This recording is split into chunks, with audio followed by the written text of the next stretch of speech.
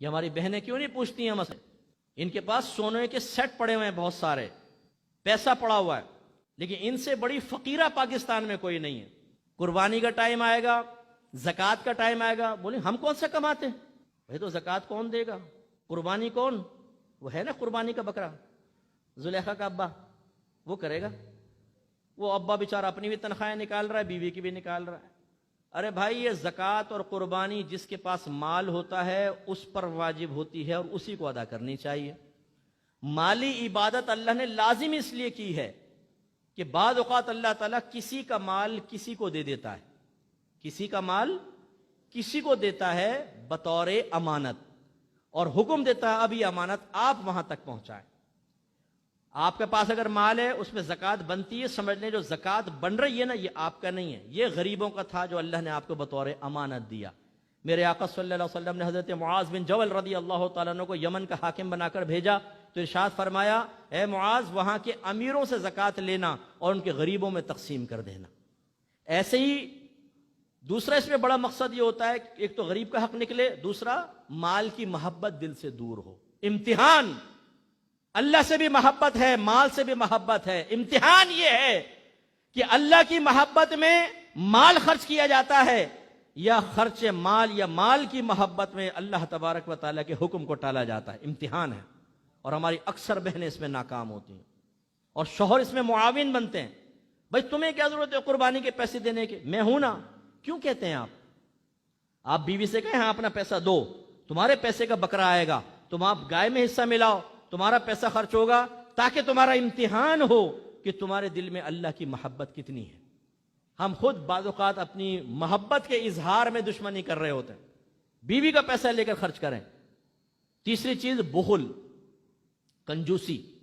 جس مقام پہ شریعت نے خرچ کرنے کا حکم دیا جو اپنی ضرورت ہے اس میں بھی آدمی مال خرچ نہ کرے، اسے کہتے ہیں بخیل۔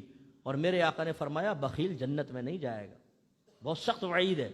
اور ہم اپنی بیویوں کو بخیل بنا رہے ہوتے ہیں۔ اب دیکھیں نا ہمارے پروگرام کی برکت اگر ظاہر ہوتی ہے تو ایسا شاید کوئی ایسا شوہر بیچارہ یہاں بیٹھا ہو، اس کو میں کہوں گا بھائی اپنے عقل کے ناخن لے۔ ایک بچی کہتی ہے مفتی صاحب میں زکوٰۃ نکالنا چاہتی ہوں، میرے پاس سونا ہے، میں قربانی کرنا چاہتی ہوں، نہ میرا شوہر خود کرتا ہے نہ مجھے کرنے دیتا ہے، کہتا ہے بس ٹھیک ہے رہنے دو، کچھ نہیں کرو۔ آپ اندازہ کریں ایک بچی اگر کر رہی ہے تو کرنے دیں۔ اسی طریقے سے میں آپ سب سے گزارش کرتا ہوں اس دفعہ جب قربانی آئے قربانی کی شرائط معلوم کریں، پھر دیکھیں اگر آپ کی زوجہ میں آپ کی والدہ میں قربانی کی شرائط پائی جائیں ان سے کہیں اس دفعہ آپ کو خود قربانی کرنی ہوگی، پیسہ نکالو، خود زکوٰۃ دینی ہوگی، پیسہ نکالو۔ اگر وہ کہے کہ ہم کہاں سے نکالیں ہمارے پاس تو نہیں ہے تو کہو زیور بیچو۔ ہماری بعض بہنیں کہتی ہیں ہم سیٹ خراب کر دیں، میں کہتا ہوں خدا کی قسم اس سے سیٹ بنے گا، خراب نہیں ہوگا۔ جو اللہ کو دیا جائے اس سے سیٹ خراب ہوتا ہے؟ خرچ کریں آپ۔ یہ سیٹ بروز قیامت آپ کے نبی نے ارشاد فرمایا جو سونے اور چاندی کی زکوٰۃ نہیں نکالے گا میدان محشر میں اس سونا اور چاندی کو آگ میں تپایا جائے گا، اور جس نے زکوٰۃ نہیں نکالی ہوگی پھر اس گرم سونا اور چاندی سے اس کے پہلوؤں کو داغا جائے گا، لگایا جائے گا۔ کتنے چیخیں چلائیں گے۔ یہ خواتین کے ساتھ ہوگا۔ میرے آقا صلی اللہ علیہ وسلم نے بخاری کی روایت ہے ایک دفعہ عورتوں سے فرمایا عید کی نماز میں حاضر ہوں۔ عورتوں نے عرض کی، بعضوں نے یا رسول اللہ ہم مخصوص ایام میں ہیں۔ سرکار نے ارشاد فرمایا کہ آپ آئیں، نماز نہ پڑھیں، بیان سنیں، دعا میں شریک ہوں۔ کسی نے کہا میرے پاس چادر نہیں ہے، سرکار نے فرمایا اپنی سہیلی سے چادر لیں اور پہنچیں۔ عورتیں پہنچی، سرکار نے پہلے نماز پڑھائی، پھر گمان فرمایا، ایک صحابی کہتے ہیں سرکار نے گمان فرمایا کہ میری آواز عورتوں تک نہیں آئی تو عورتوں کے پاس آئے۔ بلال رضی اللہ تعالیٰ عنہ بھی ساتھ تھے۔ سرکار نے عورتوں کو صدقے کی ترغیب دی کہ صدقہ دو، جنت حاصل کرو۔ روایت میں ہے کہ حضرت بلال نے اپنی قمیص کا دامن اوپر کیا، عورتوں نے اپنے کان کی بالیاں، اپنے زیور اتار اتار کر سرکار کو دے دی۔ یہ صدقے کی ترغیب دی سرکار نے نفلی صدقے کے لیے۔ میرے آقا مانگ رہے ہیں، میرے آقا کی برکت سے سب کچھ ملا ہے، انہی کے نام پر، انہی کے کہنے پر اللہ کی رضا کے لیے دیں گے تو اللہ تعالیٰ محروم کوئی کرے گا، جنت حاصل ہوگی۔ اور ہماری بہنیں سونے کو سمیٹ کر بیٹھی ہوئی ہیں۔ آج جو بہنیں ہیں یہ گھر جا کے اپنا احتساب کریں، کتنے سالوں سے آپ نے حساب کتاب نہیں کیا۔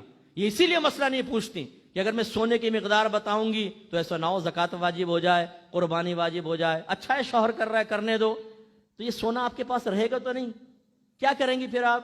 مرنے سے پہلے کہیں گی یہ میری بیٹی کو دے دینا، یہ بڑی بیٹی کو، یہ بیٹا کما رہا ہے اس کی بہو کو دے دینا، اور اماں گئی۔ اب آخرت میں ان کے ساتھ ہو گیا حساب کتاب شروع، بچے اپنے اس سونے پہ عیش کر رہے ہیں اور آپ عذاب قبر بھگت رہی ہیں۔ میدان محشر کی ذلت آپ کی طرف متوجہ ہوگی، اس لیے بخل نکالیں اور اس چیز کو اپنے پر نافذ کریں۔